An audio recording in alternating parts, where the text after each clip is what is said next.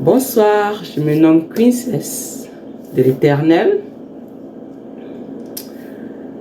J'espère que vous allez bien. Moi, ça va très bien. Par la grâce de Dieu. Je dis merci à Dieu. Je voudrais partager quelque chose qui bouillonne dans mon esprit. Je ne voudrais pas garder ça pour moi seul. C'est un message d'encouragement pour toute personne qui pourra se trouver dans cette situation similaire, parce que c'est quelque chose que je vis. Quand tu décides de marcher avec Dieu, je ne parle pas de faire semblant. Je parle de réellement te décider de marcher avec Dieu. Je parle de quand tu décides de faire la volonté de Dieu. L'homme a sa propre volonté et Dieu a sa volonté pour nous. Comme Jésus a prié, que ta volonté soit faite sur la terre comme au ciel. Ma volonté peut être que, comme je suis camerounaise, ma volonté peut être que je veux vivre au Cameroun. Mais la volonté de Dieu soit que je puisse vivre au Ghana, au Sénégal, aux États-Unis. Je dois, parce que j'ai dit que je veux faire la volonté de Dieu, accepter le choix qu'il fait pour moi. Parce qu'il m'a créé pour lui, je lui appartiens et je dois faire sa volonté. Quand tu décides de faire la volonté de Dieu, après toi à un combat spirituel très rude. Lis la Sainte Écriture.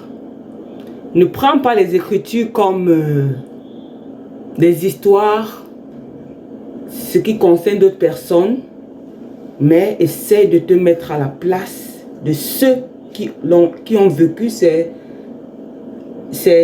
moments avant toi. Quand on parle de Job, essaie de te mettre dans la peau de Job. Si c'était moi, qu'aurais-je fait? Quand on parle d'Abraham, mets-toi dans la peau d'Abraham. Si c'était moi, comme Dieu avait demandé de sacrifier mon enfant, qu'aurais-je fait? Si c'était moi qui étais confronté à une situation à laquelle je dois être tué, persécuté, comme le cas pour Jésus, pour les péchés que je n'ai pas commis, que vais-je faire? Parce que quand tu décides de marcher avec Dieu, c'est le commencement des persécutions. Tu seras persécuté. Oui, sois-en sûr. Sois-en sûr. Si tu penses que tu ne seras pas persécuté, tu te fais des fausses idées. Ça va sûrement arriver. Tu ne pourras pas échapper. Désolé, la plupart des versets bibliques que je connais sont en anglais. Je vais essayer de les traduire en français.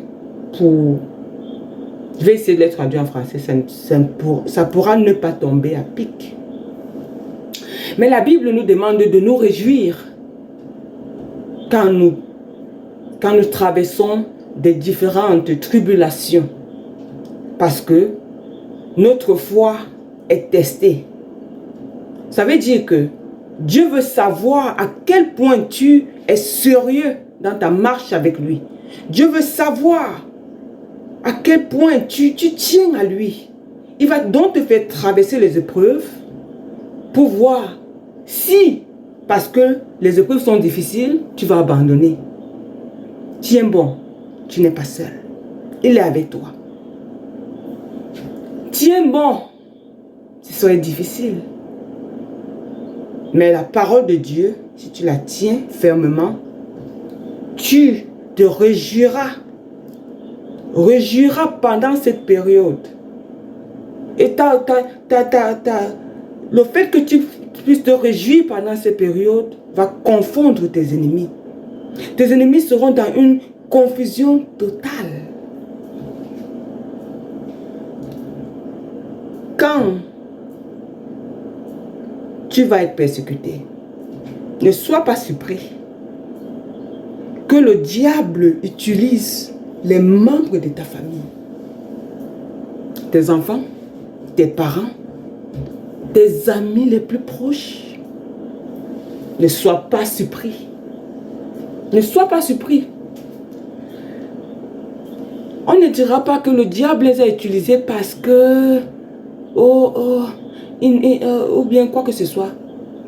Dans leur cœur, ils ont déjà cette méchanceté, ils sont déjà capables d'être utilisés pour faire ce qu'ils vont faire. Judas avait déjà... en lui, il avait déjà, comment dire... il était déjà ce traître qui allait vendre Jésus. C'était déjà en lui. Le diable va t'utiliser en quelque sorte. Si le diable te fait voler, c'est parce que dans toi, il y a déjà le vol. Si le diable te fait mentir, tu es menteur. Si le diable t'utilise pour ce qui se trouve déjà en toi, il va utiliser les membres de ta famille. Dieu va te tester. Ça va être chaud, mais tu dois tenir. Ça va être difficile, tu dois tenir. Les membres de ta famille vont se retourner contre toi plus que jamais. Tu vas te poser la question que qu'est-ce que j'ai fait? Ils vont mentir contre toi. Ils vont dire des choses que tu n'as jamais fait. Tu ne te reconnais même pas. Mais ils vont t'accuser. Ils vont même te souhaiter la mort. Ils vont dire des choses imaginables que quand tu vas entendre, tu vas dire que hey, c'est ma soeur ça? C'est mon enfant ça? C'est ma mère ça? C'est mon oncle ça? Certains vont te tourner le dos comme si tu ne les connaissais même pas, comme s'ils ne t'ont jamais connu, comme si vous n'avez jamais partagé le pain, comme si vous n'avez jamais mangé ensemble. Cette haine va grandir pour toi. Cette haine sera en eux. Ils voudront te voir périr, mais tu dois tenir bon. Tant que tu as la parole de Dieu, le secret se trouve dans le livre d'Éphésiens, au verset 6, au chapitre 6, à partir du verset 10. Tiens bon. La persécution que tu vas traverser parce que tu es avec Christ se trouve dans le livre de Matthieu 5. Oui, tu seras persécuté. Jésus était persécuté. On t'appellera, on te donnera toutes sortes de noms parce que tu crois en Dieu. Tiens bon, ne lâche pas. Pendant l'épreuve, rappelle-toi que tu as quelqu'un qui est avec toi. Celui en qui tu dois mettre ta confiance. Parce que la Bible te dit, Dieu dit que je ne te laisserai pas, je ne t'abandonnerai pas. Même si ta mère t'abandonne, même si ton père et ta mère t'abandonnent, moi l'Éternel, je ne t'abandonnerai jamais. Dieu ne t'abandonnera jamais. Fais la volonté de Dieu et non la volonté de ta mère. Fais la volonté de Dieu et non la tienne. Et non celle de tes enfants, celle de ton mari, non. Fais la volonté de Dieu. Parce que si tu ne fais pas la volonté de Dieu, tu vas périr. Quand tu fais la volonté de Dieu, même si tu perds ta vie en faisant la volonté de Dieu, tu auras le salut. Tiens en ton salut. Oui, ces membres de famille qui vont te tourner le dos, sois fort et courageux. Sois fort et courageux. N'abandonne pas. N'abandonne pas. Oui, ça va te faire mal parce que tu es dessus.